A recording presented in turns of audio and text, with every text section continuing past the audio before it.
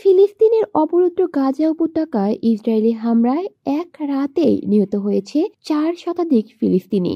যুদ্ধবিরতি লঙ্ঘন করে চালানো বর্বর এই হামলায় নিহত ফিলিস্তিনিদের অনেকেই নারী ও শিশু।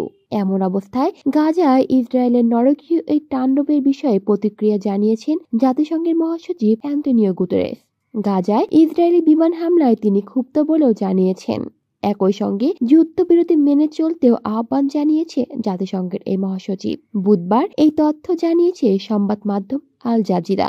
সংবাদ মাধ্যমটি বলছে, গাজায় ইসরায়েলি বিমান হামলায় তিনি ক্ষুব্ধ বলে জানিয়েছেন জাতিসংঘের মহাসচিব Antonio Guterres. Social media platform এক্সে নিজের অ্যাকাউন্টে দেওয়া এক পোস্টে তিনি এই কথা বলেন।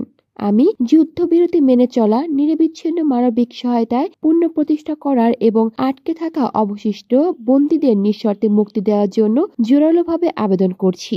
অবশ্য গাজা ইসরায়েলের নতুন করে বোমাবর্ষণে নিন্দা জানিয়েছে বিশ্বের অনেক দেশের সরকার এবং বিভিন্ন মানবিক সংস্থা।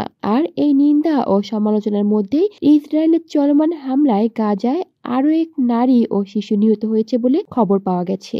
কলি শিকদার, বাংলা নিউজ নেটওয়ার্ক।